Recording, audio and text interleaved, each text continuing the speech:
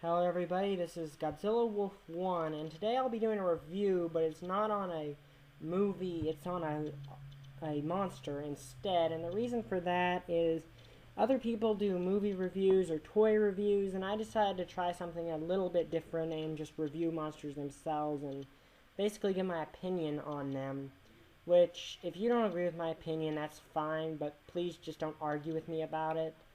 Okay, today my review will be on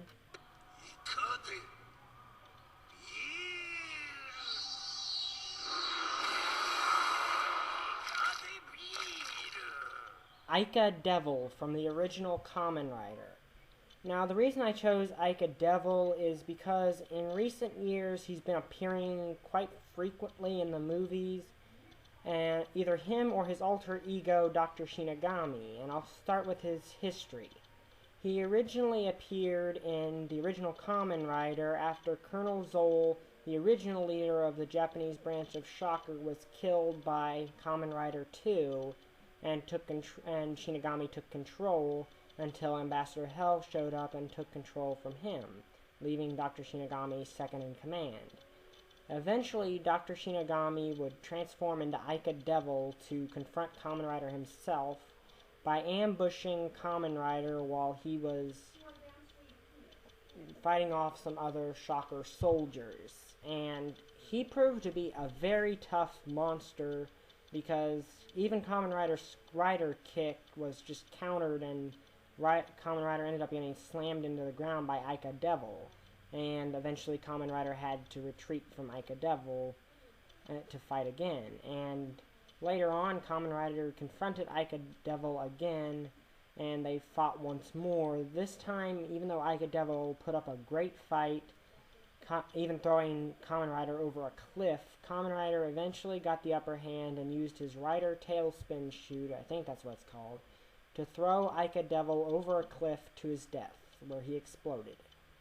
He would also appear in Kamen Rider the First, a movie retelling events from Kamen Rider, but he was only in Dr. Shinigami form, and he was really just a camo appearance, to tell the truth. Ikadevil would reappear again in All Riders vs. Die Shocker, where an alternate version of Dr. Shinigami, who is actually the grandfather of one of the Decade characters, would finally reveal himself as Dr. Shinigami and then transform into Ikadevil.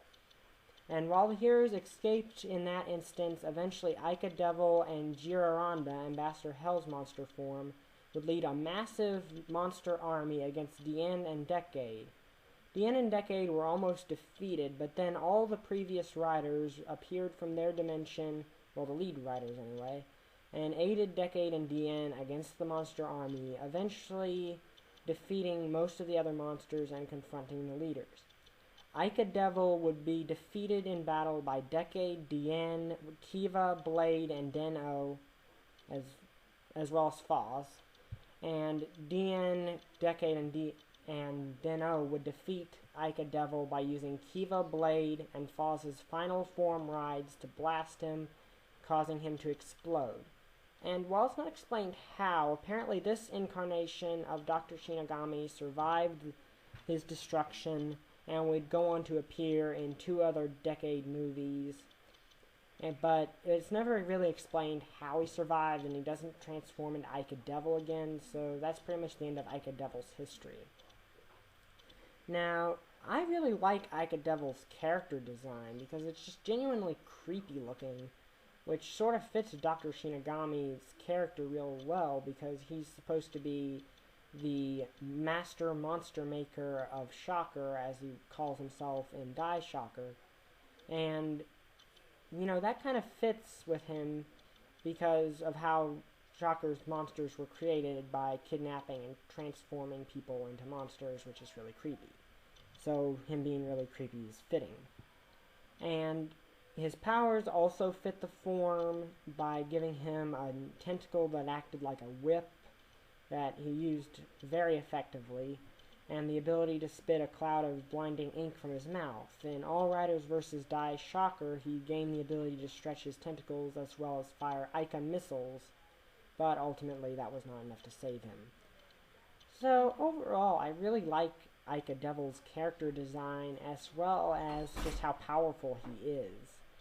So I'm going to give him a 4.5 out of 5. I take off half a point because of the confusion over how he survived All Riders versus Die Shocker.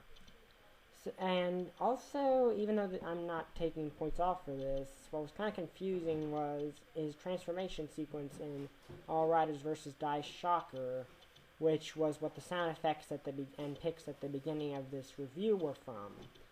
And as you probably heard, he transforms by holding up and calling out squid and beer, which I understand squid because, well, he is a squid, but I don't understand the beer part. So if somebody can explain that to me, I'd be very grateful. Well, anyway, I'm going to be doing more of these reviews if you turn out to like this. So if you want to request some monster reviews, I'm going to be doing reviews for Ultraman Kaiju and the Kaijin for most of the Kamen Rider series and movies, except for Den-O, which I'm presently trying not to get out of order of watching the episodes. So if you guys have a request, run it by me and I'll see if I can do it. So that's the review. I hope you enjoyed it. This is Godzilla Wolf 1. See ya.